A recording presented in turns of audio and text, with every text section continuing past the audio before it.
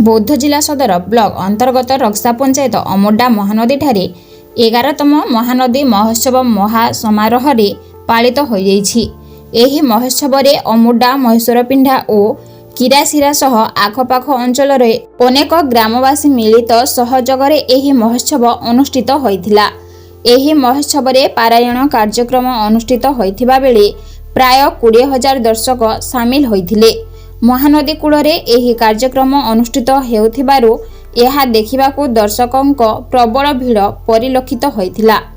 ଦହ୍ୟା ଛକଠାରୁ ମହାନଦୀ କୂଳ ପର୍ଯ୍ୟନ୍ତ ରାସ୍ତାରେ ଲୋକଙ୍କ ପ୍ରବଳ ଗହଳି ଦେଖିବାକୁ ମିଳିଥିଲା। ତାହା ଅଞ୍ଚଳରେ ଏକ ଭକ୍ତିମୟ ପରିବେଶ ସୃଷ୍ଟି ହୋଇଥିଲା।